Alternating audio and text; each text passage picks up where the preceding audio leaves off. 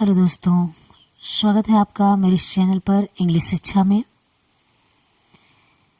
जैसा कि मैंने पहले बताया था आपको कि मैं कॉम्पिटिटिव एग्ज़ाम के लिए बहुत सारे टाइप के ग्रामर्स के टॉपिक्स ला रहे हैं, लेकिन आपको जिस टॉपिक्स पर वीडियो चाहिए वो हमें आप कमेंट करें।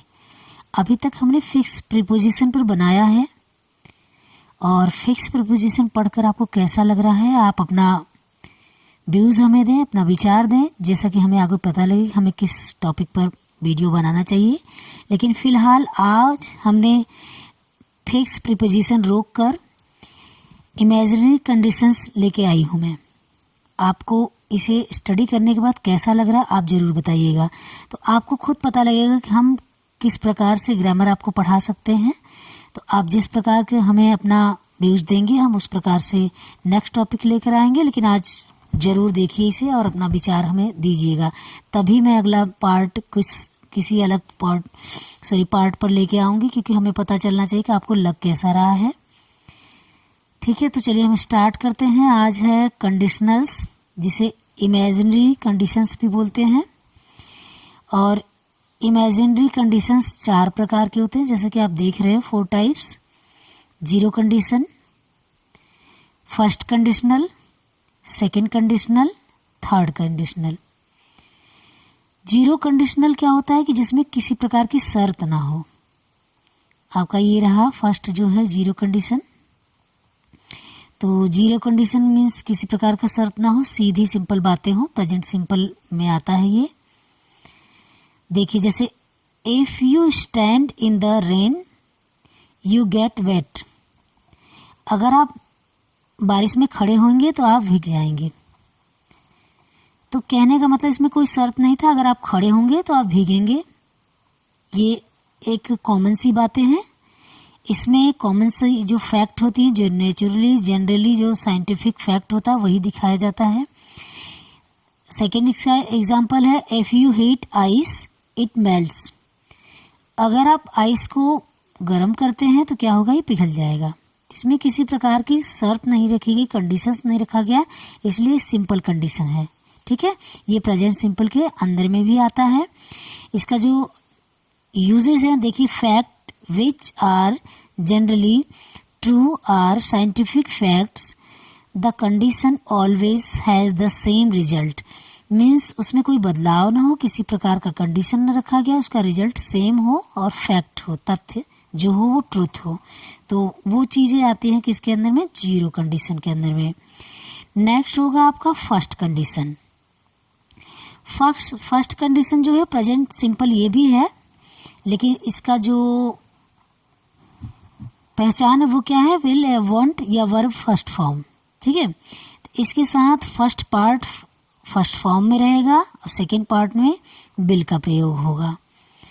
जैसे if it rains we will cancel the trip. अगर बारिश होती है तो हम क्या करेंगे, जो ट्रिप है वो कैंसिल कर देंगे। एक कंडीशन आया क्या कि अगर होती है तो हम ऐसा कर देंगे। ठीक है, सेकेंड इसका एग्जाम्पल है if you study you will pass the exam. अगर आप अध्ययन करते हैं तो आप एग्जाम को आराम से पास कर लेंगे। इसमें भी छोटा सा कंडीशन है, किसके लिए, हमारे मैटर के लिए, कि अगर आप करते हो तो ऐसा हो जाएगा, अगर हम ऐसा करते हैं तो ऐसा हो जाएगा। ठीक है, इस तरीके का कंडीशन है। फर्स्ट तो जीरो हो गया, सेकंड फर्स्ट कंडीशनल हो गया और थर्ड हो गया सेकंड कंडीशनल। तो सेकंड कंडीशनल में क्या है, ये पास्ट सिंपल में रहता है। ध्यान दीजिएगा, जो जीरो है वो प्रेजेंट में और सिंपल में, और जो फर्स्ट है वो प्रेजेंट में है, लेकिन इसमें सेकेंड पार्ट में इसके विल का प्रयोग होता है और वर्ब के फर्स्ट फॉर्म का। और सेकेंड जो थर्ड है और सेकेंड कंडीशनल कहा गया है उसमें क्या है, पास्ट इंडेफिनिट का प्रयोग किया गया। इसमें फर्स्ट पार्ट में पास्ट सिंपल होगा और सेकेंड पार्ट में वुड और वर्ब का फर्स्ट फॉर्म। तो देखते हैं फर्स्ट इसका जो एग्जाम्पल है, if I one the lottery. अगर हम लॉटरी जीते होते, ठीक है, तो I would travel a lot. अगर हम लॉटरी जीते होते तो हम भी ये यात्राएं करते, बहुत सारी यात्राएं करते। तो एक क्या हो गया कि अगर होता तो हम करते। ठीक है। सेकेंड इसका example, if they sold their house they would be rich. अगर वो अपना घर बेच दिए होते तो वो भी अमीर होते। तो ये इसमें क्या है, कंडीशन हो गया। ठीक है। और इसका जो यूजेज है क्या है, hypothetical are unlikely situations, unreal improbable situation, now are in the future. Means अब और आने वाले फ्यूचर की बातें हैं कि जैसे आप मुझे बुलाएंगे तो हम आपके यहाँ आएंगे। तो ये क्या होगा कि अगर आप बुलाएंगे तब हम आएंगे।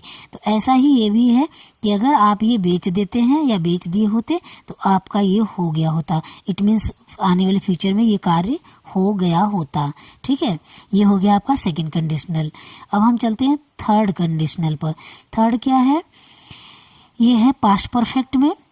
इसका जो स्ट्रक्चर है ये क्या है, if had a third form और लास्ट क्या है, वुड हैव थर्ड फॉर्म।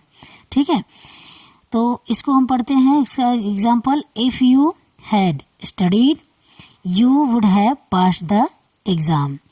अगर आप पढ़े होते तो आप भी एग्जाम पास कर लिए होते। ठीक है। नेक्स्ट है, if I hadn't been sick I would have gone to your party. अगर मैं बीमार न हुआ होता तो मैं भी तुम्हारे पार्टी में आ जाता। ठीक है। तो कहने का मीन्स ये है, इसका जो कंडीशन है कि अगर हमें ऐसा न हुआ होता तो हम भी ये कर लिए होते। ठीक है। तो इसका जो यूजेज है, the person is imagining a different past imaginary situation that did not happen in the past. ये इसमें ऐसी घटनाएं हैं कि जो पास्ट में जाके सोचा जाता है, और कब सोचा जाता है, जो हुआ ही ना हो और वो बीत चुका हो। जैसे कि आप मुझे अपने शादी में बुलाए होते तो हम जरूर आए होते, बुलाए होते तो हम आए होते। अगर आपको हमारा वीडियो अच्छा लग रहा है तो आप हमें कमेंट जरूर करें, क्योंकि इस हिसाब से फिर हम नेक्स्ट पार्ट लेकर आएंगे। और आज का जो ये कंडीशनल सेंटेंस है आपको कैसा लगा, अगर जिस हिसाब से आप हमें कमेंट करेंगे तो कल हम इसका स्ट्रक्चर लेकर आएंगे शॉर्टकट में रिवाइज करने के लिए। शॉर्टकट कैसा होगा, जैसे मान लो हम थर्ड का ही ले लेते हैं, if had third form would have third form. ठीक है। तो हम इन चारों का वो स्ट्रक्चर बना के ले आएंगे अगर आप हमें कमेंट करते हैं तो, क्योंकि हमें अच्छा लगेगा, मेरे लिए मोटिवेशन होगा। मेहनत लगता है वीडियो बनाने में, वैसा ही हमें लगेगा तो हम आपके लिए जरूर बना कर ले आएंगे।